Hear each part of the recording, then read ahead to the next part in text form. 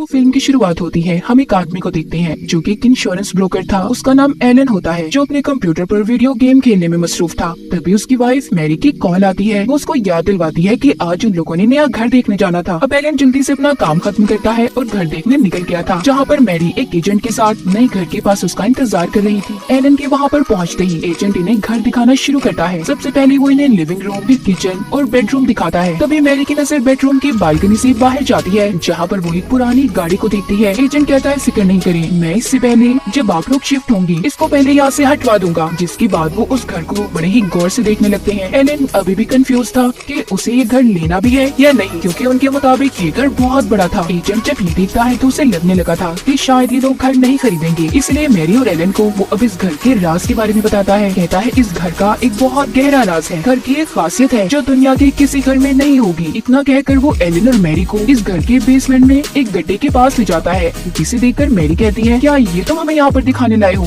वो एजेंट कहता है देखिए इसको सीवरेज मत समझें, ये इस घर का खुफिया रास्ता है और इसकी खासियत जानने के लिए आप दोनों को मेरे पीछे आना होगा। ऐसा कहकर वो एजेंट उस गड्ढे में चला जाता है, मगर मैरी जाने से मना कर देती है, जबकि एलन उस एजेंट के पीछे चला गया था। जब वो मैरी को अपने पीछे आता नहीं देखता तो दोबारा से मैरी के पास आता है। इस बार वो भी इनके साथ चली गई थी। एजेंट कहता है कि आप लोगों को इसका दरवाजा बंद करना होगा, तभी तो ये जगह अपना असल कमाल दिखाएगी। जैसे ही ये थोड़ा सा आगे आते हैं तो देखते हैं ये लोग उस रास्ते से इस घर के फर्स्ट फ्लोर पर आ गए थे। ये देखकर मैरी और एलन हैरान हो जाते हैं। तभी एलन नोटिस करता है कि अब सुबह हो रही है, जबकि वो तो इस घर को देखने शाम में आई थी। वहीं पर मैरी भी इस बात के बारे में सोचने लगती है कि आखिर बेसमेंट में जाकर वो लोग इस घर के फर्स्ट फ्लोर तक कैसे पहुंच गए। साथ ही उन्हें ये भी लग रहा था कि कहीं वो किसी दूसरे घर में तो नहीं आ गए। अब यहाँ पर एजेंट इन्हें बताता है देखिए ज्यादा मत सोचें, हम लोग उसी घर में हैं। वो गड्ढा दरअसल एक पोर्टल टाइम ट्रेवल है इस घर का, जिसने हम सभी को वक्त से 12 घंटे आगे ला दिया है। वो एजेंट बताता है कि कल हम शाम को इस घर को देखने आए थे और अब सुबह हो रही है। एलन कहता है चलो तुम्हारी सारी बातें सच है, ठीक है वो एक टाइम ट्रेवल रास्ता है, मगर मुझे ये समझ नहीं आई कि इंसान ज्यादा बेसमेंट में है तो पहले फ्लोर पर वो कैसे आ जाता है। एजेंट एलन की इस बात को घुमाते हुए बताता है कि इस घर में एक और खूबी है, बहुत से खरीदार इस घर को लेने के लिए तैयार हैं, तो इसीलिए आप लोगों को जल्द से जल्द फैसला करना होगा कि आप दोनों को ये घर लेना है या नहीं। ये सब बताकर एजेंट तो चला गया था। एलन से मैरी कहती है हम दोनों घर पहुंचकर फैसला करेंगे कि हमें ये घर लेना है या नहीं। फिर जैसे ही मैरी अपनी गाड़ी पार्क करती है और रोड पार करती दो बच्चों को देखकर सोच में पड़ गई थी, जिसके बाद सीन कुछ वक्त आगे का दिखाया जाता है। एलन और मैरी ने उस घर को खरीद लिया था और जल्दी उस घर में शिफ्ट भी हो जाती है। वहाँ पर जाते ही एलन को एक बिल्ली मिलती है, जिसे वो अपने साथ रखने का फैसला करता है। उधर ये मैरी उस पोर्टल को बड़ी ही गौर से देख रही थी। सब कुछ ठीक तरह से सेट होने के बाद ये दोनों खूब सारा एंजॉय करते हैं और सो जाते हैं। उसके अगले दिन एलन अपने घर पर बॉस को बुलाता है,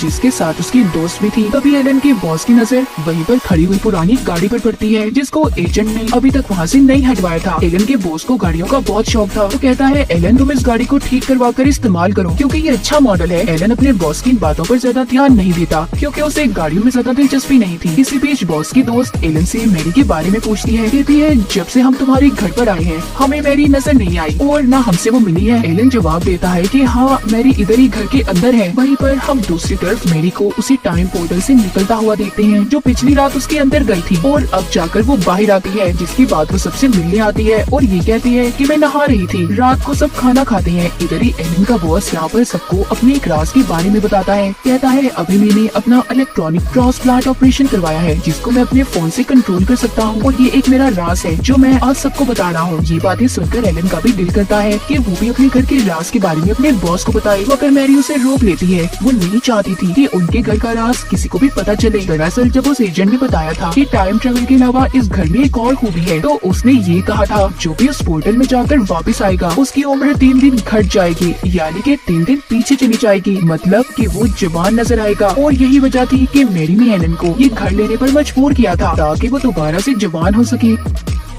इसके कुछ देर के बाद एलन का बॉस और उसकी दोस्त तो चले गए थे। उनके जाने के बाद मैरी एलन से कहती है आओ हम दोनों मिलकर बेसमेंट में टाइम पोर्टल में चलते हैं, मगर वो जाने से मना कर देता है। कहता है कि अभी मुझे काम है और कल सुबह मैंने ऑफिस जाना है, इसलिए मैं तो सोने जा रहा हूँ। मैरी गुस्से में अकेले ही उस पोर्टल में चली गई थी। सुबह को जब एलन तैयार होकर ऑफिस जा रहा होता है तो वो उस पोर्टल के पास आकर ये कहता है कि मैरी मैं ऑफिस जा रहा हूँ। उसे लगता है कि उसकी आवाज उस तक चली जाएगी, फिर जिसके बाद वो ऑफिस आ चुका था, जहाँ पर उसके बॉस का असिस्टेंट उसके पास आता है और कहता है कि बॉस आपको बुला रही हैं। एलन बॉस के पास जाकर कहता है कि आप मुझे फोन करके भी तो बुला सकते थे ना। वो कहता है अच्छा चलो छोड़ो इन सब बातों को, मैंने जो इलेक्ट्रॉनिक ट्रांसप्लांट ऑपरेशन करवाया है उसके बारे में तुम क्या सोचते हो। एलन कहता है कि उस बारे में बॉस मैं क्या सोचूंगा, आप बिल्कुल फिक्र नहीं करें, इस बात को लेकर आपको मैं कभी जज नहीं करूंगा। ट्रांसप्लांट ऑपरेशन करवाना आपका अपना फैसला था, बस ये थोड़ा सा खतरनाक लग रहा है मुझे जरा देखकर। ये बात सुनकर एलन का बॉस काफी खुश हो गया था। उधर दूसरी तरफ 12 घंटे पूरे होने के बाद मैरी बेसमेंट से बाहर आती है और फिर नहाने के बाद अपनी पुरानी जवानी की तस्वीरें देखने लगती है। उसे एक आइडिया आया था, वो उस बेसमेंट पोर्टल के बाहर आने के रास्ते पर एक शीशा लगा देती है ताकि वो उसमें से जब भी निकले ये देख पाए कि उसकी उम्र कितनी कम हुई है, वो कितना जवान हुई है। इसके बाद फिर से वो उस पोर्टल में चली जाती है ताकि जल्दी जवान बन सके। उसी रात एलन का बॉस अपनी दोस्त से बातें करते हुए कहता है मुझे लगता है कि एलन की बीवी मेरी इस ऑपरेशन से खुश नहीं है, उसने इस बात का सही से मुझे कोई जवाब ही नहीं दिया था। उसकी दोस्तों से समझाती है छोड़े हमें क्या लेना देना इस बात से। उधर मैरी अपने घर में रात को जो पोर्टल से बाहर आती है वो देखती है उसका हस्बैंड एलन ऑफिस से आकर सो चुका था। मैरी एलन को जगाती है और उससे पूछती है मुझे देखो मुझ में कोई फर्क नजर आया,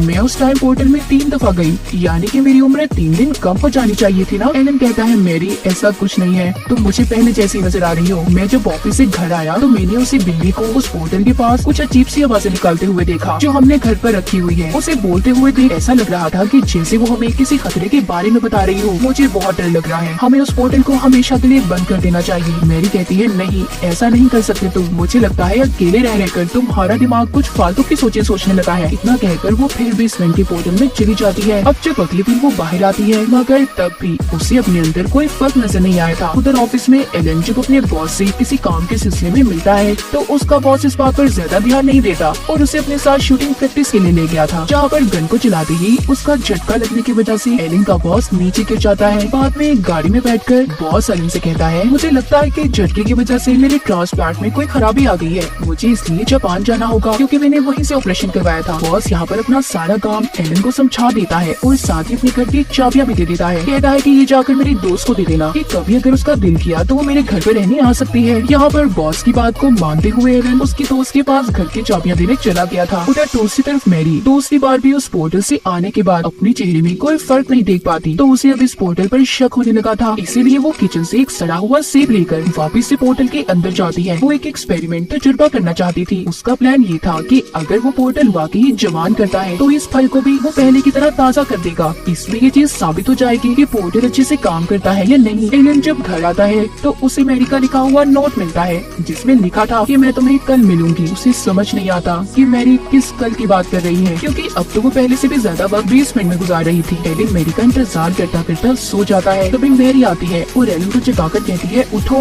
देखो इस सेब को, जब मैं इसे अपने साथ लेकर गई मुझे गला सड़ा हुआ था, अब देखो ये ताज़ा हो गया है पहले की तरह। इसका मतलब वाकई ही पोर्टल उम्र कम कर सकता है और इसके जरिए हम दोनों हमेशा जवान बने रहेंगे और इसी के साथ साथ एलन हम अमर हो जाएंगे। प्लीज तुम इस घर के राज के बारे में किसी को कभी कुछ भी मत बताना। सब बातें सुनकर उसे गुस्सा आ गया था। वो कहता है हटो मैरी, इसके अलावा भी मुझे बहुत से काम है। और इसी बात को लेकर दोनों हस्बैंड वाइफ में झगड़ा हो जाता है। इसी दौरान जब एलन उस सेब को खाने लगता है जिसको मैरी पोर्टल में साथ लेकर गई थी तो एलन देखता है उसमें से कीड़े निकल रहे हैं। उसे अब मैरी की फिक्र होने लगी थी। वो सोचता है कि जैसे सेब में से कीड़े निकले इसी तरह मैरी के जिस्म में भी तो नहीं, क्योंकि वो भी तो कई बार उस पोर्टल के अंदर जा चुकी है। इसीलिए वो फौरन से उसे डॉक्टर के पास लेकर जाता है। वहाँ पर आकर वो डॉक्टर से सवाल करता है कि क्या ऐसा हो सकता है किसी इंसान के जिस्म में ढेर सारे कीड़े मकोड़े पाए जाते हों। ये सवाल सुनकर डॉक्टर को भी अजीब लग रहा था। वो एलन को देखने लगता है, इसीलिए वो घर वापस आ जाते हैं। दरअसल एलन ये सोच रहा था कि सेब की तरह मैरी भी बाहर से तो जवान हो रही है, मगर क्या पता अंदर से उसकी उम्र बढ़ती रहे और उसमें भी कीड़े पैदा हो जाएं। ये बात वो मैरी को भी बताता है, मगर वो कोई भी बात सुनने के लिए तैयार नहीं थी। मैरी घर आकर गुस्से में एलन को चाकू देती है और कहती है लो काटो मेरी जिल्द को और देख लो मेरे जिस्म के अंदर कीड़े भरे हैं या नहीं। एलन कहता है मैरी आखिर ऐसा क्यों कर रही हो तुम, क्यों जवान होना चाहती हो। वो कहती है मैं जवान होकर अपना सपना पूरा करना चाहती हूँ, एक मॉडल बनने का, जो मैं पहले नहीं कर पाई लेकिन अब हर हाल में पूरा करूंगी। इतना कहकर वो फिर से उस पोर्टल में चली जाती है। उधर ट्रांसप्लांट के दौरान एलन को उसका बॉस फोन करता है और कहता है कि आज मेरी दोस्त का बर्थडे है। वो कहता है तुम ऐसा करो मेरी तरफ से कोई अच्छा सा तोहफा लेना और उसे दे देना। इसीलिए एलन एक पर्स खरीद लेता है। उधर बॉस को डॉक्टर कहते हैं कि तुम्हारा ट्रांसप्लांट का ऑपरेशन ठीक हो गया है। तभी एक शॉर्ट सर्किट की वजह से हल्का सा धमाका होता है जिससे वो दोनों डर गए थे। हम एलन को देखते हैं जो उसी एजेंट से मिलता है जिससे इन्होंने घर को खरीदा था। वो पूछता है क्या उस पोर्टल में बार बार जाने से कोई पागल भी हो सकता है, जिस पर वो कहता है देखो अगर उससे तुम्हें कोई मसला है तो तुम उसे हमेशा के लिए बंद कर दो। जिसके बाद एलन बॉस की दोस्त के लिए खरीदा हुआ तोहफा उसे देने चाहता है। जो वो घर पहुँचता है तो देखता है बॉस की दोस्त तो वहाँ पर अपनी किसी और दोस्त के साथ थी। ये देखकर एलन वापस आ गया था। वक्त गुजरने के साथ साथ मैरी का पागलपन बढ़ता जा रहा था। वो अपना ज्यादातर वक्त उस पोर्टल में ही गुजारा करती थी। एलन इन सब बातों से तंग आकर उस पोर्टल को बंद करने की भी कोशिश करता है, मगर मैरी ने उसे रोक लिया था। बॉस भी जापान से वापस आ गया था और आकर एक लड़की से शादी भी कर लेता है। लेकिन जब एक दिन बॉस की बीवी उसे किसी और लड़की के साथ देखती है तो इस बात पर उसे गुस्सा आ गया था और उन दोनों का डिवोर्स तलाक हो गई थी। अब जब बॉस कहीं पर किसी दूसरे शहर में जा रहे थे तो उनका ट्रांसप्लांट हट जाता है। पेट में आग लगने की वजह से गाड़ी का भी एक्सीडेंट हो गया था, जिस वजह से बॉस की मौत हो गई थी। वहीं पर कई साल गुजरने के बाद और लगातार पोर्टल में जाने की वजह से मेरी भी 20 साल की हो गई थी और मॉडलिंग करना भी शुरू कर देती है। लेकिन जब एक दिन शूट करने के दौरान एक आदमी उससे बदतमीजी करने की कोशिश कर रहा था तो मैरी ने मॉडलिंग करना छोड़ दी। लेकिन अब भी वो लगातार उस पोर्टल में जाया करती थी। उसकी दिमागी हालत खराब हो चुकी थी। ये सब देखकर एलन को मजबूरन उसे पागल खाने में भेजना पड़ता है। मैरी के जाते ही एलन ने उस पोर्टल को हमेशा हमेशा के लिए बंद कर दिया था। हॉस्पिटल में आने के बाद मैरी एक ग्लास को तोड़कर उसके शीशे से खुद को मारने की कोशिश करती है। अपने हाथ पर कट लगाने पर उसे पता चलता है कि वो भी उस सेब की तरह ही अंदर से घुलती सड़ती जा रही थी। उसके जिस्म में भी कीड़े थे। उस पोर्टल ने उसे बाहर से तो जवान कर दिया था, मगर अंदर से वो बढ़ती उम्र की वजह से खत्म होती जा रही थी। अब मैरी के लिए काफी देर हो चुकी थी। सब कुछ ठीक कर पाना बहुत मुश्किल था। तो कभी भी किसी ऐसे काम को करने की कोशिश मत करो जो आपके लिए बना ही ना हो, जैसा कि एलन के बॉस ने किया। और दूसरा, मैरी की जवान होने की लालच ने उसे बर्बाद कर दिया। आप जैसे हैं जिस हाल में है खुश रहें और इसी की बात मजा आती है।